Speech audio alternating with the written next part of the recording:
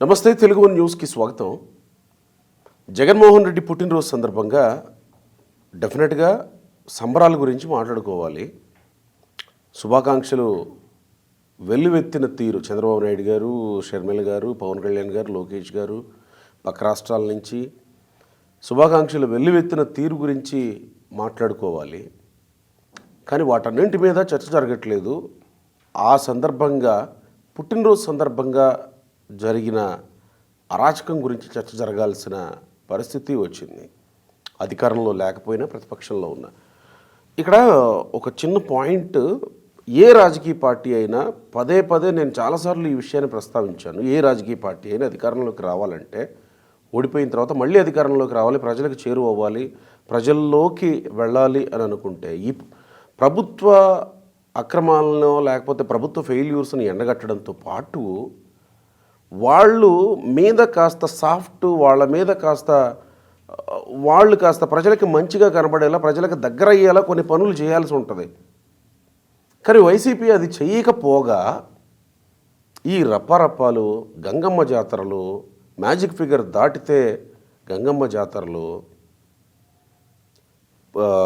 పొట్టేళ్ళు నరికినట్టు నరుకుతామని, ఏముంటుంది రప్పరప్ప అంటే ఏముంటుందని సజ్జల రామకృష్ణారెడ్డి రపరపలాడుతూ అధికారంలోకి వస్తామని ఆయన కొత్త భాష అని చెప్పడం, జగన్మోహన్ రెడ్డి అది సినిమా డైలాగ్ కదా అంటే తప్పే ఉంది అని అనడం, అంటే వాళ్ళని నిలువరించకపోగా అలాంటి వాళ్ళని గట్టిగా ఇలాంటివి చేయొద్దు, ప్రజలు వ్యతిరేకిస్తారు, ప్రజలు భయపడితే మన దగ్గరికి రారు అని నిలువరించకపోగా ఒక రకంగా ఎంకరేజ్ చేసినట్టే వీళ్ళిద్దరు కూడా, అంటే పై స్థాయిలో ఉన్న వాళ్ళే కదా, ఇంకా అంతకుమించి ఎవరు లేరు కదా, వాళ్ళు కూడా మాట్లాడుతున్నారంటే రాజకీయం ఇట్లా కాదు కదా చేయాల్సింది.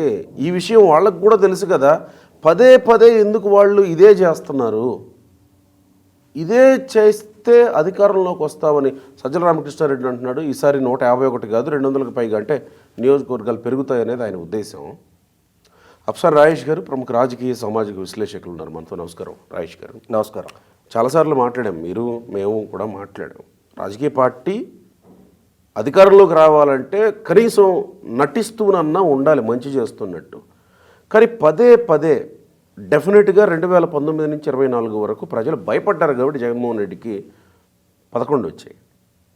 మళ్ళీ అదే భయాన్ని ఆయుధంగా, అదే భయాన్ని అస్త్రంగా చేసుకొని జనాల్లోకి వెళితే జనాలు ఏమన్నా భయం ప్లస్ భయం ఏమన్నా మంచి అవుతుందా, లేకపోతే భయపెడితే ఇంకా ఏమన్నా భయపడి ఓట్లేస్తారని జగన్మోహన్ రెడ్డి అనుకుంటున్నట్ట, ఎట్లా అనుకోవాలి? అంటే రాజకీయ పార్టీ ఇది కాదు కదా చేయాల్సింది. అంటే జగన్మోహన్ రెడ్డి గారు 2014-19 మధ్యకాలంలో ప్రధాన ప్రతిపక్ష నాయకుడిగా 67 స్థానాల సంఖ్యాబలంతో ఒక బలమైన ప్రతిపక్షంగా రాష్ట్రంలో ప్రతిపక్ష పాత్ర పోషించారు.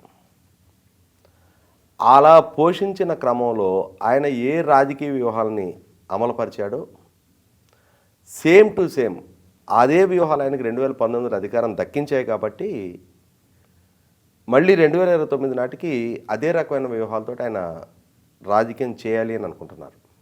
ఇలాంటిది లేదే 2019కి ముందు. పొరపాటు. అవునా? రాష్ట్ర ముఖ్యమంత్రిగా ఉన్న చంద్రబాబు నాయుడు గారిని ఉద్దేశించి నడిపదాల్లో కాల్చాలి అన్న స్టేట్మెంట్ ఆయన ఇచ్చాడు బహిరంగ సభా వేదిక. అంటే కార్యకర్తలు దిగువ స్థాయి నాయకులు ఇట్లా ఫ్లెక్సీలు వేసి ఇట్లా చేసింది అంటే ఆ రోజుకి ఇంతటి ఈ ఫ్లెక్సీల సంస్కృతి ఇవన్నీ ఇంతగా లేవు ఆ రోజుల్లో. 2017 నాడే ప్రధాన ప్రతిపక్ష నాయకుడిగా ఉన్న నాయకుడు నిండు అసెంబ్లీలో ముఖ్యమంత్రి గారిని ఉద్దేశించి మీరు ఈ విధమైన స్టేట్మెంట్ ఇస్తే, మీరు ఈ విధమైన పాలన చేస్తే మిమ్మల్ని రాష్ట్రంలో ఉన్న మహిళలందరూ చాచి చెంపక పెట్టి కొడతారు అన్న స్టేట్మెంట్ ఇచ్చాడు ఆయన. అనంతపురం జిల్లాలో ఎన్నికల ప్రచార సభలో రాళ్లతో ముఖ్యమంత్రిని కొట్టాలి అని స్టేట్మెంట్ ఇచ్చాడు. ఇవన్నీ ఆయనకి ఎన్నికల్లో ఆయన ఒక యాంగ్రీ యంగ్ మెన్ లాగా కొత్త జనరేషను ఆయన ఓన్ చేసుకున్నారు. ఆహా ఎంతటి ఫైటింగ్ స్పిరిట్ ఉన్న నాయకుడు ఇతడు అని చెప్పని. అది ఆ ఎన్నికల్లో కొంత గ్లామర్ యాడ్ చేసింది ఆయనకి. కేంద్రంలో అధికారంలో ఎవరున్నా వాళ్ళ మెడలు ఉంచుతా నేను అని చెప్పని ఆ స్టేట్మెంటు ఆహా ఇటువంటి ధిక్కార ధోరణి కలిగిన నాయకుడు కదా మనకు కావాల్సింది. చంద్రబాబు నాయుడు కేంద్రం దగ్గర సాగిలబడి ప్రత్యేక హోదాను తాకట్టు పెట్టేశాడంట. జగన్మోహన్ రెడ్డి కేంద్రంలో అధికారంలో ఎవరున్నా వాళ్ళ కాలర్ పుచ్చుకొని దాన్ని లాక్కొస్తాడంట అని చెప్పని ఒక ఇమేజ్ బిల్డప్ అయింది ఆయనకి. వాళ్ళ సోషల్ మీడియా, వాళ్ళ వ్యూహకర్తలు, వాళ్ళ సొంత మీడియా, ఆయన తరపున పనిచేసిన చాలామంది, ఆ ఎన్నికల కోసమే పనిచేసి తర్వాత ప్రభుత్వంలో పదవులు దక్కించుకున్న చాలామంది మేధావర్గం, వాళ్ళందరూ ఆ విధమైన ఎలివేషన్ ఆయనకి ఇచ్చారు. సో ఇప్పుడు ఏంటంటే ఇదొక వ్యూహాన్ని ఎంచుకున్నారు. Offence is the best way of defence అనుకుంటాడు ఆయన. మనం ఎంత ఎదురుదాడి చేస్తే అది రేపటి రోజున మనల్ని మనం కాపాడుకోవటానికి, మళ్ళీ తిరిగి మనం అధికారం దక్కించుకోవటానికి ఇదే దగ్గరదారి అని చెప్పని అనుకుంటున్నాడు ఆయన. తర్వాత ఇంకొక వ్యూహాన్ని కూడా అమలు పరుస్తూ ఉన్నాడు. 2019 ఎన్నికలకు ముందు నిరంతరం ఫేక్ ప్రచారం, కంప్లీట్ కాంట్రడిక్టరీ సమాచారాన్ని ఇస్తుండేవాడు. అసెంబ్లీలో అమరావతి రాజధానికి ఆయన కూడా ఏకగ్రీవంగా మద్దతు ఇస్తాడు. బయటకు వచ్చి 30,000 ఎకరాలు కావాలని అసెంబ్లీలో ప్రసంగిస్తాడు. బయటకు వచ్చి ఇంతటి ల్యాండ్ పూలింగ్ ఎందుకు, అసలు ఇది అమరావతి కాదు భ్రమరావతి, కాదు కాదు కాదు కమరావతి అని ప్రచారం చేయిస్తాడు. పోలవరం సవరించిన అంచనాల్లో 25,000 కోట్ల అవినీతి జరిగిందంటాడు. వాళ్ళ చిన్నాయన హత్య గావింపబడితే అది చంద్రబాబు నాయుడు గారే చేయించారు అని చెప్పని ప్రచారం చేయిస్తాడు. అంటే ఇలాంటి ప్రచారాలు రాజకీయంగా అంటే అక్కడతో ఆగలా, బ్లేటెంట్గా అబద్ధాలు. 37 మంది CL DSPలుగా ప్రమోట్ అయితే అవును, అందులో 33 కమ సామాజిక వర్గీయులే అంటాడు. ఆయన ఏది చెబితే దాన్ని ప్రజలు టేకిట్ గ్రాంటెడ్గా పరిగణించారు ఆ రోజు. ఆయనకు అవన్నీ కలుసుబాటుగా కలిసి వచ్చిన అంశాలు. ఒక మాట, ఈ నేపథ్యంలో 2019లో ఆయన కూడా ఊహించినంతటి మెజార్టీతో ఆయన అధికారం దక్కింది. ఇవాళ కూడా సేమ్ అదే, 2 విధాలుగా. ఒక పక్క ఈ ఎఫెన్సివ్గా ఏ ముఖ్యమంత్రిగా పనిచేసిన నాయకుడు అండి తన ఎమ్మెల్యే ఈవీఎం బద్దలు కొడితే ఆ ఈవీఎం బద్దలు కొట్టడాన్ని సమర్థిస్తూ మీడియాతో మాట్లాడతాడు. ఏముంది అక్కడ, రిగ్గింగ్ జరుగుతోంది. అరే, పీపుల్స్ రిప్రజెంటేషన్ యాక్ట్ ద్వారా ఎలక్షన్ కమిషన్ దగ్గర రిజిస్టర్ అయి ఉన్న రాజకీయ పార్టీ అధ్యక్షుడు అతను. నిన్నటి వరకు ముఖ్యమంత్రిగా పనిచేశావు, ఇవాళ కూడా చట్టసభకి ఎన్నికైన శాసనసభ్యుడివి. ఈవీఎం బద్దలు కొట్టడాన్ని సమర్థించాడు. అదే సందర్భంలో డ్యూటీలో ఉన్న పోలీసు అధికారులను బెదిరిస్తూ ఉన్నాడు, బట్టలోడదీస్తా అంటున్నాడు. పోలీసులు మీరు ఇన్ని వాహనాలతోటే వెళ్ళాలి అని చెప్పని ఆయనకి నిబంధనలు విధిస్తే వాళ్ళ నిబంధనలు వాళ్ళకి కూడా గుర్తులేనంతగా వాళ్ళు 7 కార్లలో వెళ్ళమనంటే ఈయన 700 కార్లలో వెళ్తున్నాడు. పోలీసులు కూడా మర్చిపోతున్నారైనా మనం 7 కార్లలో వెళ్ళమని నిబంధనలు విధించాము అని చెప్పని. ఆయన ధిక్కర ధోరణి ప్రదర్శిస్తూ ఉన్నాడు. ఎవరు మనల్ని అడ్డుకునేది అంటున్నాడు.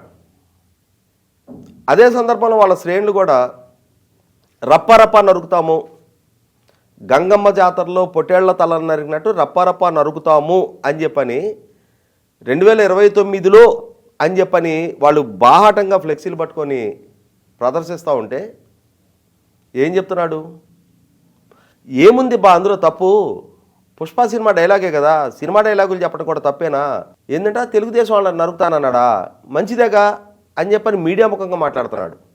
మరి ఎన్ని నేరాలు చేసి ఎంతమంది జైలుకి వెళ్తే వాళ్ళ నేరాలన్నింటినీ చాలా స్థాయి తగ్గించేసి ఏముందబ్బా దీనికోసమే జైళ్ళల్లో పెట్టాలా అంటున్నాడు. దీనికోసమే కేసులు నమోదు చేస్తున్నారా, రెడ్ బుక్ రాజ్యాంగాన్ని అమలు చేస్తూ ఉన్నారు, ప్రజల ప్రాథమిక హక్కుల్ని హరిస్తూ ఉన్నారు, భావ ప్రకటన చేసిన చంపేస్తూ ఉన్నారు అని చెప్పని ప్రభుత్వం మీద నిందలు మోపుతూ ఉన్నాడు. దీన్ని ఆయన ఒక వ్యూహం అనుకుంటా ఉన్నాడు. 2019 రోజు నాకు ఇది కలిసి వచ్చింది కదా అని చెప్పాను. కానీ ఆయన మర్చిపోతున్నది ఏంటంటే 2019-24 వరకు ఆయన రాష్ట్రాన్ని పరిపాలించిన ముఖ్యమంత్రి. ఎగ్జాక్ట్లీ, ఆయన చూసేశారు జనం. ఆయన్ని పరిపాలించిన ముఖ్యమంత్రిగా ప్రజలు ఈ అగ్రెషన్ ఒక్కటే కాదు కోరుకుంది. ఇక్కడ ఒక నా పర్సనల్ ఎక్స్పీరియన్స్ చెప్తాను నేను. 1994లో నాకు 24 నుండి 25 సంవత్సరాలు నేను మా ఊరు తెలుగుదేశం పార్టీ గ్రామ కమిటీ అధ్యక్షుడిగా ఎన్నికయ్యా. అంటే అప్పటికి ఇంకా కాంగ్రెస్ ప్రభుత్వమే ఉంది. ఆల్పాటి ధర్మారావు గారు మా నియోజకవర్గం నుంచి కాంగ్రెస్ ప్రభుత్వంలో మంత్రిగా ప్రాతినిధ్యం వహిస్తూ ఉన్నారు.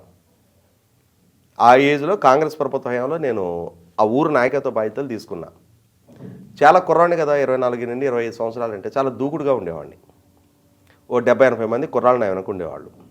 నేను ఎవరు కష్టంలో ఉన్నారన్న స్పందించేవాడిని, నా సొంత డబ్బులు ఖర్చు పెట్టి సహాయాలు చేసేవాడిని. ఏంటి 25 ఏళ్ళకే? అందుకే కదా 10 ఏళ్ళు తిరిగేప్పుడు కాస్తులన్నీ అయిపోయింది. అప్పటికి ఇంకా నా ఎంగేజ్మెంట్ కూడా కాల, పెళ్లి సంగతి పక్క పెట్టు. ఆ ఏజ్లో పిల్లలు చదువులకి ఇబ్బంది పడుతున్నారు అనుకున్న వాళ్ళైనా, హెల్త్ ఇష్యూస్ ఉన్నాయి అనుకున్న వాళ్ళైనా, ఆడపిల్లల పెళ్ళిళ్ళు పెట్టుకున్న వాళ్ళైనా, ఎవరికి ఏ సహాయమైనా చేసేవాడిని. ఇదే సందర్భంలో ఏదైనా ఇష్యూ ఉంటే చాలా మూర్ఖంగా హ్యాండిల్ చేసేవాడిని, మ్యాన్ హ్యాండిల్ చేసేవాడిని, కొట్టేవాడిని. దాంతో ఏమైపోయేదంటే నేను చేసిన ఈ 99 మంచులు కనిపించే కాదు, నేను ఒకరి మీద చేసుకోగానే ఇది హైలైట్ అయిపోయేది. కుర్రాడు మంచోడే కానీ, సహాయకారే కానీ కొంచెం తొందరపాటు ఎక్కువ బా, కొంచెం దూకుడు ఎక్కువ అనేవాళ్ళు. చివరికి దీన్ని భూతత్వం చూపించడం మొదలుపెట్టారు నా ప్రత్యర్థులు. నేను ఊరికి చేస్తున్న మేలు మర్చిపోయారు, ఊరికి కల్పిస్తున్న ఇన్ఫ్రాస్ట్రక్చర్ మర్చిపోయారు. తర్వాత డిసెంబర్లో టీడీపీ గవర్నమెంట్ రూలింగ్లోకి వచ్చింది. మా ఊరు అల్లుడు, నాకు అన్న ఆలపాటి రాజేంద్ర ప్రసాద్ గారు మా శాసనసభ్యుడిగా ఎన్నికయ్యారు, ఆలపాటి ధర్మారావు గారి మీద ఆయన ఓడించి. చాలా పవర్ఫుల్గా నేను రాజకీయం చేశాను.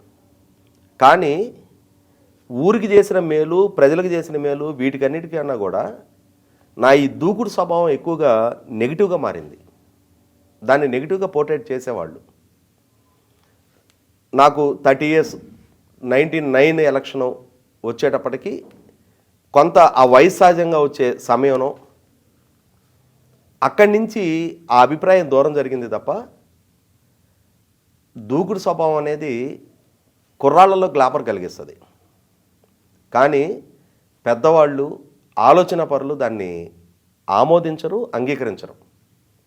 మనకున్న 99 గుడ్ క్వాలిటీస్ కూడా ఈ ఒక్క లక్షణం కారణంగా మనకి ప్రతికూలంగా మార్చుతాయి సమాజంలో. ఇవాళ జగన్మోహన్ రెడ్డి కానీ, వాళ్ళ పార్టీ కానీ, వాళ్ళ క్యాడర్ కానీ అసలు ఈ విషయంలో వాళ్ళు సంయమనం కనుక పాటించకపోతే శాశ్వతంగా వైసీపీ పార్టీ అనేదాన్ని, వైసీపీ నాయకత్వం అనేదాన్ని ఇంకొక తాలిబన్లతో సమానంగా సమాజం పరిగణించాల్సిన పరిస్థితులు దారితీస్తాయి. అంటే మనం సూక్తులు చెప్తే వాళ్ళు వింటారు, మన సూక్తుల కోసం వాళ్ళు ఉంటారని నేను అనుకోవట్లే. కానీ సూక్తుల కోసం కాదు నేను అనేది. ఏమంటే ఇక్కడ ఒక విషయం చెప్తాను నేను. ఇప్పుడు జగన్మోహన్ రెడ్డి గారు ఆయన శ్రేణుల్ని రెచ్చగొడుతున్నాడు. 2024 ఎన్నికలకు ముందు కూడా సిద్ధం బహిరంగ సభలో ఆయన చంద్రబాబు నాయుడు గారు, పవన్ కళ్యాణ్ గారు, కిరణ్ కుమార్ రెడ్డి గారి రూపంలో కటౌట్లు ఏర్పాటు చేసి పంచింగ్ బ్యాగులు పెట్టి తన శ్రేణులతోటి ఆ కటౌట్ను కొట్టించాడు. ఇది ఇక్కడ విశాఖపట్నం సభలో, భీమిలి నియోజకవర్గంలో జరిగిన సభలో, మొదటి సభలో. పైగా ఆయనే సభావేదిక మీద నుంచి స్లీవ్స్ మడిచి మీరు యుద్ధానికి సిద్ధం కావాలి అని చెప్పని శ్రేణులకు పిలిపించాడు. నా చేతుల్లో గృహసారథులు కానీ, వాలంటీర్లు కానీ 10 లక్షల మంది సైన్యం ఉన్నారు, ఈ సైన్యం మీరు స్లీవ్స్ మడిచి యుద్ధానికి సిద్ధం కావాలి అని చెప్పని పిలుపునిచ్చాడు. ప్రజలు ఇవన్నీ పరిగణలోకి తీసుకున్నారు.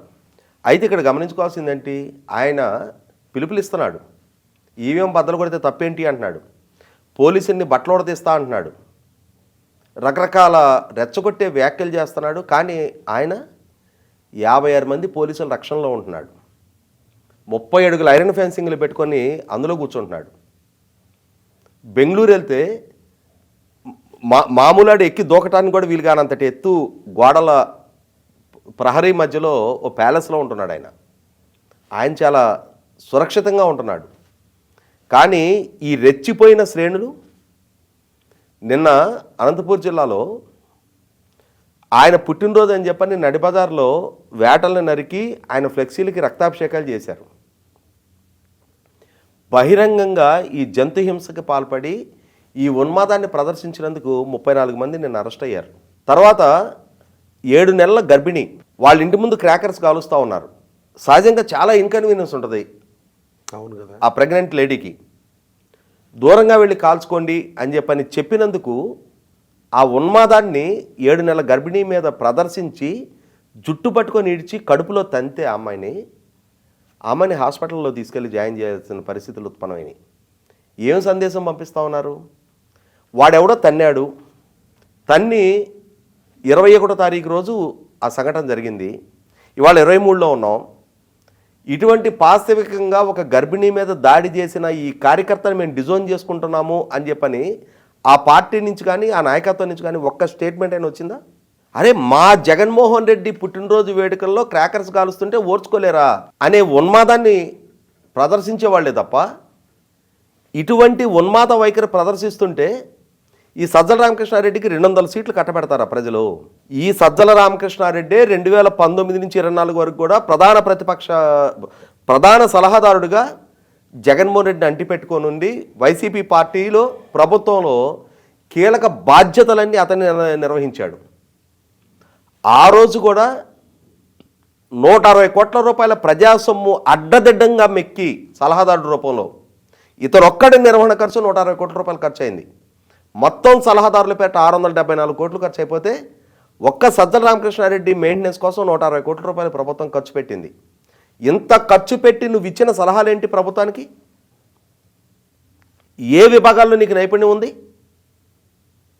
ఏ రంగంలో నీకు ఉంది నైపుణ్యం? నిన్ను ప్రభుత్వం ఏ అంశాల్లో సలహాలు అడిగింది? నువ్వు ఏ అంశాల్లో సలహాలు ఇచ్చావు? వాటిలో వేటిని ప్రభుత్వం పరిగణలోకి తీసుకుంది, వేటిని అమలుపరిచింది? వాటి వల్ల సమాజానికి, రాష్ట్రానికి, ప్రజలకి అనుకున్న ప్రయోజనాలు ఏంటి? ఆ అకౌంటబిలిటీ ఫీల్ అవ్వగలిగే నైతికత ఈ సజ్జల రామకృష్ణారెడ్డికి ఉందా? ఇవాళ ఆ పార్టీ నుంచి ఎన్నికల తర్వాత కానీ ఎన్నికల ముందు కానీ బయటికి వెళ్ళిన ప్రతి ఒక్కళ్ళు నెపం మోపింది సజ్జల రామకృష్ణారెడ్డి మీదే. ఇవాళ సజ్జల రామకృష్ణారెడ్డినే పక్కకు పెట్టుకోలేని జగన్మోహన్ రెడ్డి ఆ రోజు అధికారంలో ఉన్ననాడు ప్రత్యర్థులను దూషిస్తే, ఎంతగా దూషిస్తే అంతగా ఇతని కళ్ళల్లో ఆనందం చూసి పోటీలు పడి ఈయన సమక్షంలో ప్రత్యర్థుల్ని జుగుత్సాకరంగా దూషిస్తూ ఉంటే, ఇది సరైన పద్ధతి కాదు, రాజకీయాన్ని మనం చేసే విధానం ఇది కాదు అని చెప్పని తన శ్రేణులకు కానీ తన నాయకులకు కానీ ఒక్కసారి కూడా సంయమనం పాటించండి అని చెప్పని నాయకుడు జగన్మోహన్ రెడ్డి. ఏ సందర్భంలో ఆయన సంయమనం పాటించాడు?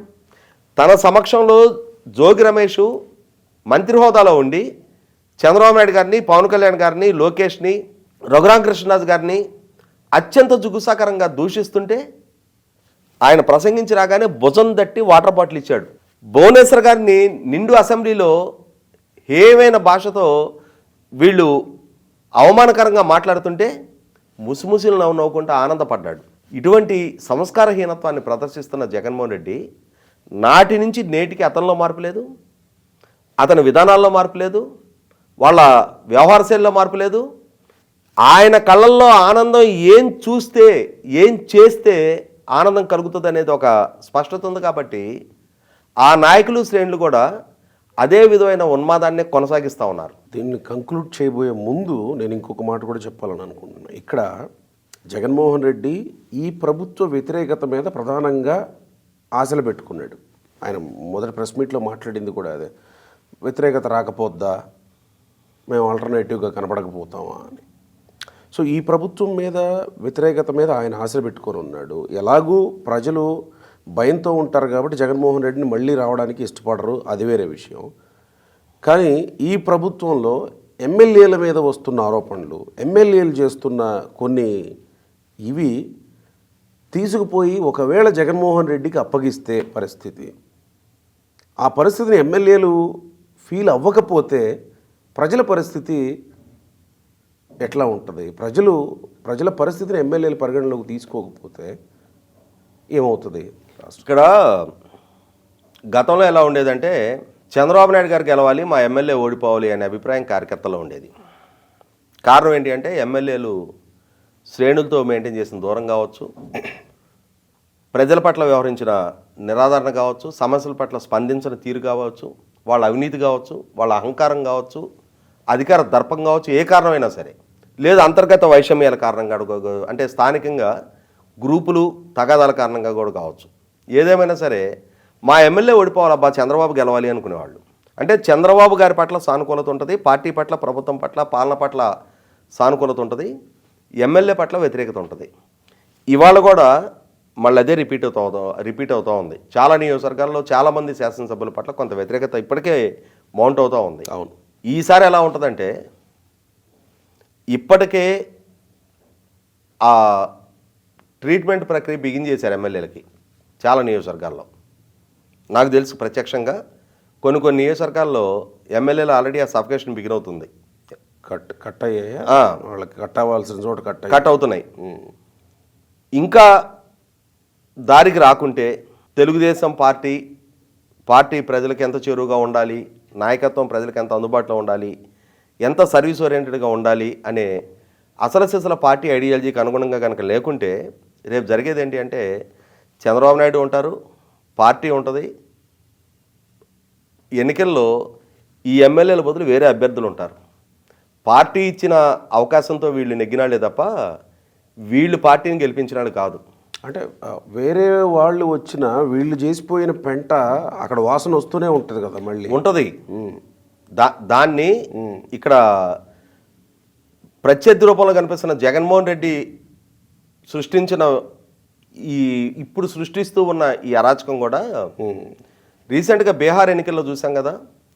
20 సంవత్సరాల నాటి జంగిల్ రాజు ప్రభావం ఈ ఎన్నికల్లో కూడా 5వ కూడా లాలు అండ్ ఫ్యామిలీని ఎంత ఘోరంగా బీహార్ ప్రజలు డిజోన్ చేసుకున్నారనేది కళ్ళ ముందు కనిపిస్తూ ఉంది కదా. అట్లాంటిది 5 ఏళ్ల నాటి జగన్మోహన్ రెడ్డిని ఆంధ్రప్రదేశ్ పౌర సమాజం అంత ఈజీగా మర్చిపోద్దా? మరి ఇప్పుడు వాళ్ళకి మారాలని అనుకోరు, ప్రజలు కూడా మారరు వాళ్ళ విషయం. ఇప్పుడు మన మొత్తం శరీరానికి కమాండ్స్ ఇచ్చేది ఇక్కడ బ్రెయిన్ నుంచే కదా. ఆ బ్రెయినే పుచ్చిపోయింది, అదే తప్పుడు సంకేతాలు ఇస్తూ ఉంది. ఇక్కడ వైసీపీ పార్టీ అధినేత జగన్మోహన్ రెడ్డిలో మార్పు రానంత వరకు ఆ పార్టీ నాయకత్వంలో కానీ శ్రేణుల్లో కానీ వాళ్ళలో మార్పు ఏ విధంగా ఆశిస్తాం మనం? వాళ్ళ మార్గనిర్దేశం చేసే నాయకుడు ఏ విత్తు నాటితే ఆ చెట్టే పెరుగుద్ది, ఆ కాయలే కాస్తాయి. రైట్. Thank you.